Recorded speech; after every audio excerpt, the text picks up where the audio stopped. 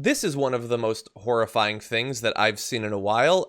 I remember not too long ago, around 40 deaths from coronavirus in the United States, and Trump was bragging that we had only lost 40 people because at that time, other countries had lost far more. And I speculated at the time, if he can brag about 5 deaths, if he can brag about 40, can he brag about 100 or 1,000, 100,000? Now, we're not there yet, but we do have reason to believe that he might do that. Take a look at this video. So you're talking about 2.2 million deaths, 2.2 million people from this. And so if we can hold that down, as we're saying, to 100,000, it's a horrible number. Maybe even less, but to 100,000. So we have between 100 and 200,000.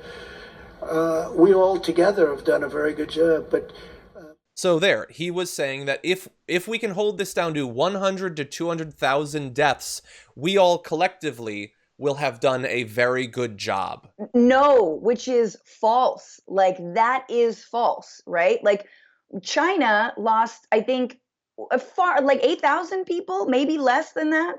You can correct me if I'm wrong, but far less than that. China, way bigger of a population, completely had it under control. There is no way that 100,000 deaths is something to be celebrated. However, if he wanted to keep it at 100,000, he is completely doing the opposite of what all experts have said need to be done if we have a chance of keeping the number of deaths, which every single one is a tragedy that could have been prevented at this point. But you have to have a national quarantine, right? Shelter in place for like 2 months, it's looking like, right? And I don't see that anywhere on the books. That's nothing. That's not April, right? That's not Easter. That's not, end of April. Like, so it's patently false in addition to being crass. Yeah. So I'm looking at the numbers now, and China has 3,300 reported deaths. Spain, right. 7,300, Italy, 1,200. I mean, look, in the end, do we know for sure how accurate those numbers are? We don't. And we have been trying to push Trump and literally everyone else we can in the right direction to get these numbers down as low as possible. And if we're lucky, if we're all lucky with everything that we're doing, all the social media campaigns, all the pressure on politicians, the pressures on reporters, then in the end, we will hopefully be lucky enough to be called hyperbolic. We were hysterical. It didn't turn out being that bad. That would be the best case scenario here.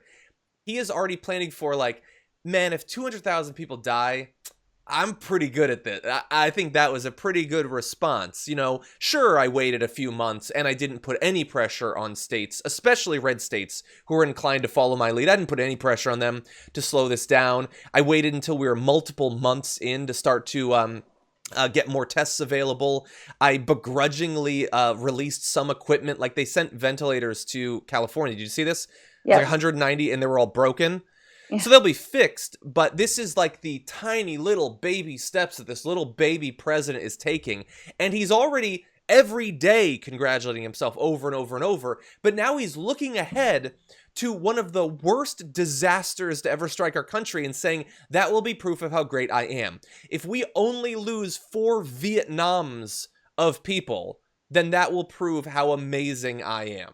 Right. Only the longest and most tragic war in American history. Of course, not the longest. Afghanistan now winning on that. Yes. But you want to talk about numbers? That is insane. You think you're a wartime president? You're sending everyone out to die. Yeah. Imagine on day 1 of the Vietnam War, the president's like, yeah, someday maybe we lose 200,000 soldiers. Like, I'm a wartime president. I'm pretty good at this. But just to give you an idea of what the numbers actually are, to some extent, this is for historical perspective because it's getting worse every day. But right now, when I screenshotted this morning, we were at 144,000 cases in the United States alone, nearly 2,600 deaths, and the deaths continue to climb hundreds every day. And when I see that we have almost 100, well, we're going to blow past 150,000 cases today. And I keep hearing him saying, a lot of people are saying my decision to close down the border was a great decision. I saved lots of lives. I kept it out. And I just think there's 150,000 documented cases. What are you talking about? You kept it out. Like, okay, maybe that helped a little bit. Maybe. I don't even believe that that's clear. But how are you continuing to brag about these things when huge sums of people every single day are coming down in it? We're going to get 25,000 new reported cases at the very least today alone, and he will congratulate himself literally dozens of times on TV. I mean, this is the thing. It's like he can't even muster up the empathy to speak with a healthcare worker, let alone speak to someone whose family member has died, right? Like, at least speak to a doctor or a nurse or someone and tell us about that, right? Like, rally the country. If you're not going to have a plan, then at least, I don't know, pull on some heartstrings a little bit and, get people to support their healthcare workers. He can't even do that because, again, he thinks this is about him somehow. And I'm just waiting for him to get it, because then it's like, okay, now it is about you, homie. Mm-hmm. By the way, I just updated the page. We're at 152,000 and more than 220 deaths so far reported today. He's not going to acknowledge it. And you've probably, did you see like the Candace Owens tweets? The like, hey, did you know that like a whole bunch of people die every day? This is like less than normally die in a day. So why are you worried about it? And some people have rightfully pointed out, like, imagine someone saying that on 9/12.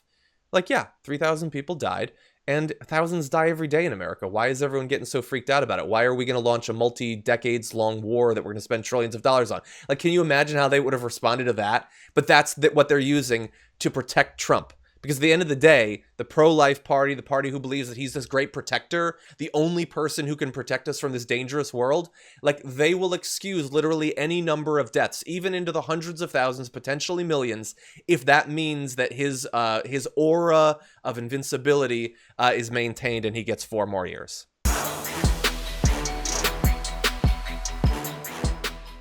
For more political news breakdowns, interviews, stories of activism, and me trying my hardest to care about the occasional big celebrity news story, subscribe to our YouTube channel at youtube.com/The Damage Report. And you can ring the bell wherever it is so you don't miss anything.